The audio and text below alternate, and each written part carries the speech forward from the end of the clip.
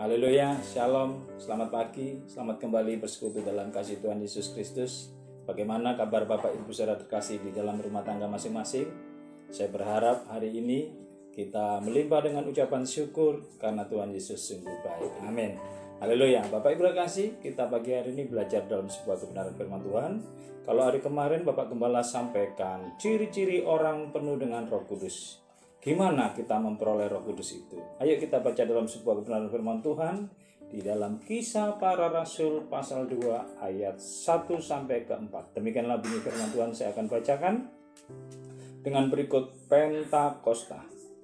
Ketika tiba hari Pentakosta, semua orang percaya berkumpul di satu tempat. Saya sampaikan, ketika tiba hari Pentakosta, hari pencurahan Roh Kudus itu, semua orang percaya berkumpul di satu tempat. Tiba-tiba turunlah dari langit suatu bunyi yang seperti tiupan angin keras yang memenuhi seluruh rumah di mana mereka duduk. Dan tampaklah kepada mereka lidah-lidah seperti nyala api yang bertebaran dan hinggap pada mereka masing-masing. Semuanya masing-masing per orang mendapat curahan Roh Kudus. Maka penuhlah mereka dengan Roh Kudus. Lalu mereka mulai berkata-kata seperti bahasa-bahasa lain, seperti yang diberikan oleh Roh itu kepada mereka untuk mengatakannya. Haleluya. Hari Pentakosta adalah hari ke-10 setelah kenaikan Tuhan Yesus Kristus. Dan Bapak Ibu kasih, saya mau sampaikan, hari Pentakosta tidak hanya hari nanti, minggu besok, tapi setiap hari adalah hari Pentakosta. Artinya apa? Hari di mana Roh Kudus itu dicurahkan bagi setiap orang yang rindu mendapat Roh Kudus. Bapak Ibu kasih, jadi setiap hari ini, besok, lusa adalah hari Pentakosta dalam hidup kita. Tapi bagaimana cara memperoleh Roh Kudus itu? Saya mau sampaikan di ayat pertama.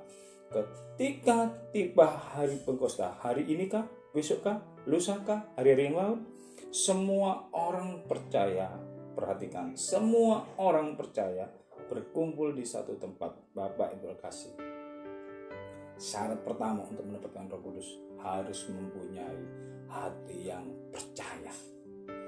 Kita nggak akan bisa menerima Roh Kudus kalau kita tidak punya iman percaya kepada Tuhan Yesus. Itu salah satu syarat. Karena sampaikan Tuhan suatu ketika dalam Lukas 24 dan dikatakan dalam Kisah Para Rasul. Ayo kita baca di dalam Kisah Para Rasul pasal 1 ayat keempat. Pada suatu hari ketika Tuhan Yesus makan bersama-sama dengan mereka, di Lukas 24 bisa dibacakan, Ia melarang mereka meninggalkan Yerusalem. Perhatikan, mereka dilarang meninggalkan Yerusalem dan menyuruh mereka tinggal di situ menantikan janji Bapa yang telah demikian katanya, telah kamu dengar daripadaku, karena sebentar kita akan dibaptis dengan Roh Kudus. Kembali ke Kisah Para Rasul pasal 2 ayat pertama tadi. Kalau murid-murid Tuhan Yesus waktu itu tidak punya iman percaya, maka mereka tidak berkumpul di satu tempat itu. Karena mereka percaya bahwa Tuhan Yesus adalah juru selamat mereka dan akan mencurahkan Roh Kudus. Mereka berkumpul dan menyaksikan ketika Tuhan Yesus naik ke atas surga dan mencurahkan karena mereka percaya. Saya percaya, kalau kita tidak punya iman percaya, hari ini kita nggak akan bisa setia sampai untuk mengiring Tuhan sampai sekarang ini. Pasti. Saya bersyukur kalau hari ini kita masih punya iman percaya, dan itu harus dipertahankan. Karena itu adalah modal Anda untuk mengiring Tuhan Yesus. Mengiring Tuhan Yesus untuk mendapat Roh Kudus harus punya iman percaya. Dan disampaikan ayat pertama tadi, Kisah Para Rasul pasal 2. Berkumpul di satu tempat namanya Yerusalem. Perhatikan. Bapak berkasih, Roh Kudus tidak hanya dicurahkan di namanya Yerusalem yang namanya tempat di kerajaan Israel. Atau mungkin kita beranggapan bahwa gereja itu Yerusalem. Tidak. Di Daniel diceritakan, Daniel berdoa 3 kali dalam sehari. Dia arah kiblatnya ke Yerusalem karena dia percaya bahwa Yerusalem itu tempat Tuhan bertata bagi dia. Dan kita harus juga percaya bahwa Yerusalem kita adalah tempat Tuhan bertata di dalam hidup kita. Artinya, apakah setiap hubungan kehidupan rohani kita kita tetap mengarahkan pandangan hati kita ke Yerusalem, ke Yerusalem. Artinya apa? Tuhan bertata. Sudahkah Tuhan bertata dalam hidup kita? Kita sudah percaya pada Tuhan Yesus?